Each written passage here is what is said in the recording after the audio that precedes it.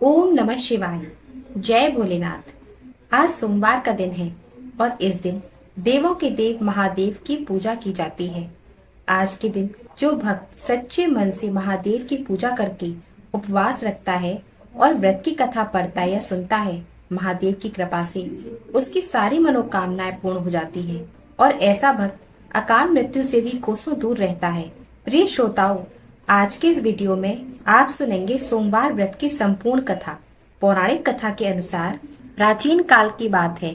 एक गांव में एक साहूकार रहता था। साहूकार धनी था। उसके पास अथाह धन दौलत थी, लेकिन उसकी कोई संतान नहीं थी।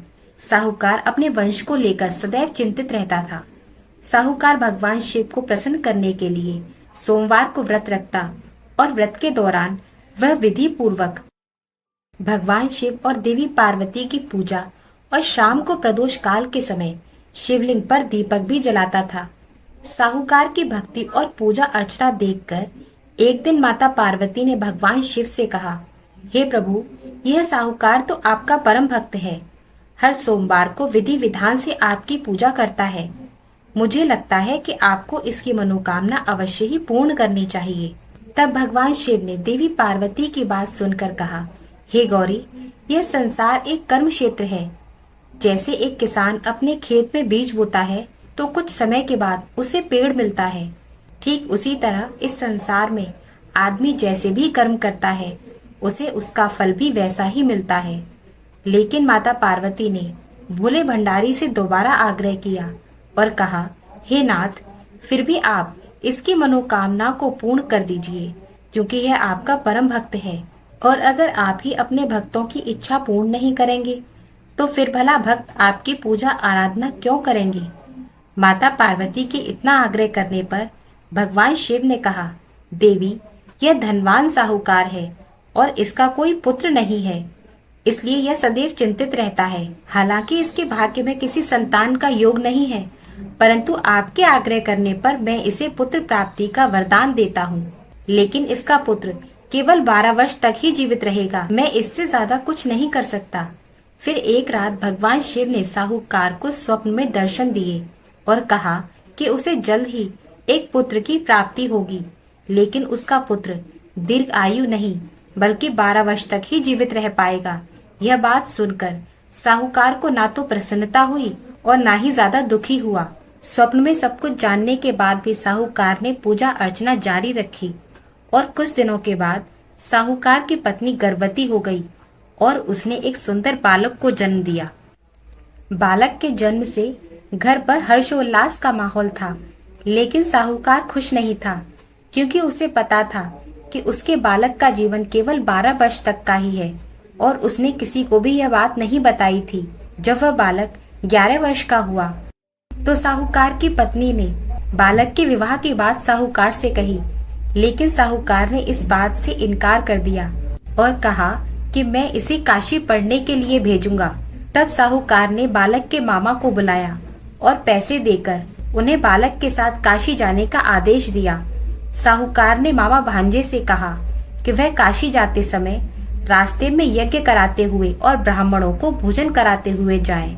दोनों मामा भांजे ने ऐसा ही किया। काशी जाते समय जिस रास्ते से मामा भांजे गुजर रहे थे, उसका राजा अपनी पुत्री का विवाह एक ऐसे राजकुमार के साथ कर रहा था जो काना था। उधर दूल्हे के पिता इस बात से चिंतित थे कि अगर दूल्हा पक्ष को पता चल गया तो राजकुमारी विवाह के लिए मना कर देगी। इसलिए उसने जब साहूकार के पुत्र को देखा तो उसने सोचा कि मैं अपने बालक के स्थान पर तोरण के समय इस बालक को बैठा दूंगा और दुल्हन के पक्ष वालों को पता भी नहीं चलेगा। दूल्हे के पिता ने साहूकार के पुत्र को इस बात के लिए राजी किया और वह बालक राजी हो गया। इस तरह उस बालक ने दूल्हे के कपड़े पहन लिए और घोड़ी पर चढ़कर तोरण की रस्म को पूरा किया। तोरण के बाद फेरों की जब बारी आई तो दूल्हे के पिता ने फिर साहूकार के पुत्र से अनुरोध किया कि वह दुल्हन के साथ फेरे ले ले ताकि विवाह संपन्न हो जाए और यह बात भी छिपी रहे। मामा राजी हो गए और विवाह समारोह भी संपन्न हो गया। विवाह संपन्न होने के बाद मामा भांजा काशी प्रस्थान कर गए, परंतु साहूकार के पुत्र ने दुल्हन के कपड़ों पर लिख दिया कि तुम्हारा विवाह तो मुझसे हुआ है, लेकिन जिसके साथ विदा की जाओगी वह एक आंख वाला आदमी है और मैं काशी शिक्षा ग्रहण करने जा रहा हूँ। जब राजकुमारी ने यह बात पढ़ी तो उसने राजकुमार के साथ जाने से इनकार कर दिया और अपने पिता से कहा कि यह मेरा पति नहीं है, मेरे पति तो शिक्षा ग्रहण करने के लिए काशी गए हैं। जब सब जगह यह बात फैल गई तो मजबूरी में दूल्हे के पिता ने सारी बात सच सच बता दी और दुल्हन के पिता ने फिर बेटी को भेजने के लिए इनकार कर दिया। इधर मामा भांजे दोनों काशी पहुंच गए और बालक शिक्षा ग्रहण करने लगा और मामा ने यज्ञ करना शुरू कर दिया। जब साहूकार का पुत्र 12 वर्ष का हुआ तब एक दिन उसने अपने मामा से कहा कि मामा जी, मेरी तबीयत ठीक नहीं है, और वह सोने के लिए अंदर चला गया। साहूकार का पुत्र अंदर सोने के लिए कमरे में गया तो थोड़ी देर में ही उसकी मृत्यु हो गई। जब मामा अंदर पहुंचे तो उन्होंने बालक को मृत अवस्था में देखा और बहुत दुखी हुए, परंतु वह रो नहीं सकते थे, वरना उनका यज्ञ का कार्य अधूरा रह जाता। इसलिए मामा वापस जाकर यज्ञ करने लगे और यज्ञ पूरा करने के बाद और ब्राह्मणों को भोजन कराने के बाद मामा अपने मृतक भांजे को देखकर विलाप करने लगे। ठीक उसी समय भगवान शिव और देवी पार्वती उस मार्ग से जा रहे थे। माता पार्वती ने किसी के रोने की करुण आवाज सुनी तो भगवान शिव से कहने लगी कि हे प्रभु, कोई मनुष्य रो रहा है, चलिए उसके दुख को दूर करते हैं। तब भगवान शिव और देवी पार्वती मामा के पास गए और उन्होंने जब मृत बालक को देखा तो हैरान रह गए, क्योंकि वह भगवान शिव के आशीर्वाद से जन्मा साहूकार का पुत्र था। माता पार्वती ने कहा, हे नाथ, यह तो साहूकार का पुत्र है जिसे आपने केवल 12 वर्ष तक ही जीवित रहने का वरदान दिया था।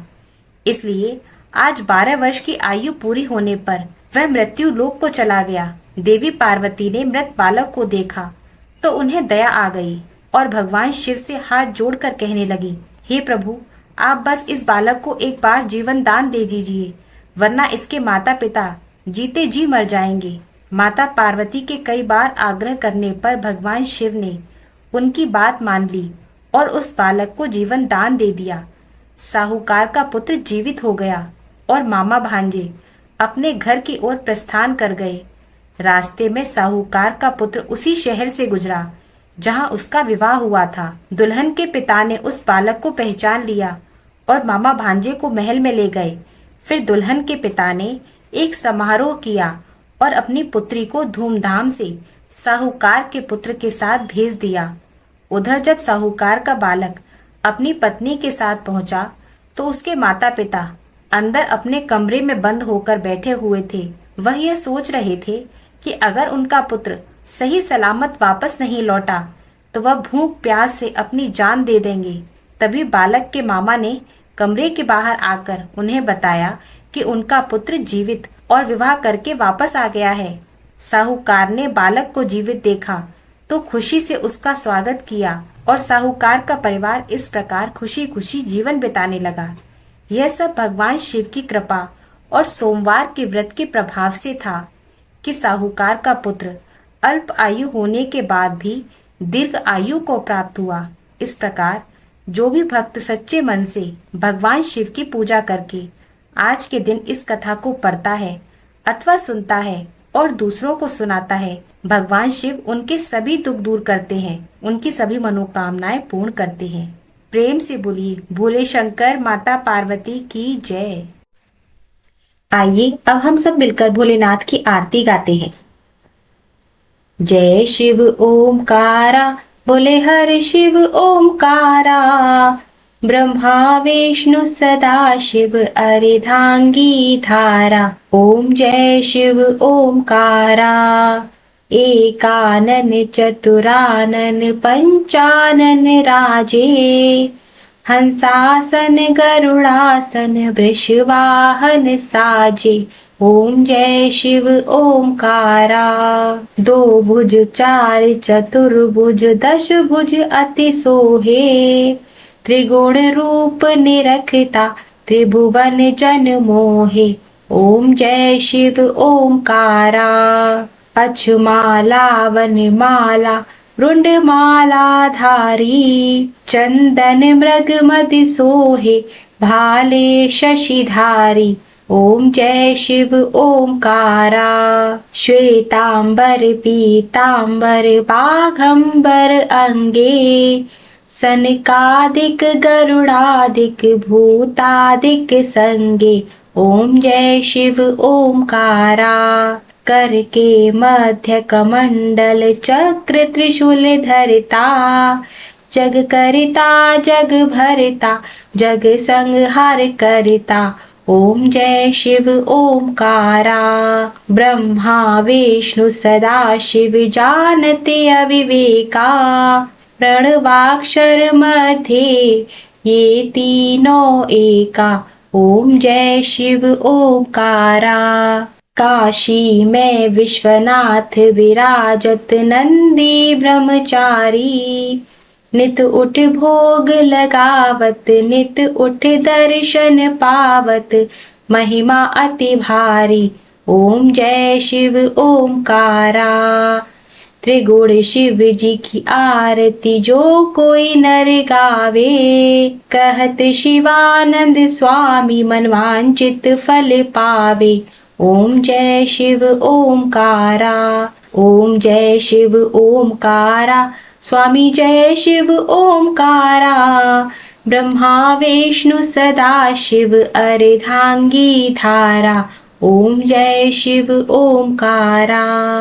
प्रेम से बोलिए भोले शंकर माता पार्वती की जय। अगर आपको मेरा ये वीडियो पसंद आया है तो प्लीज वीडियो को लाइक जरूर कीजिएगा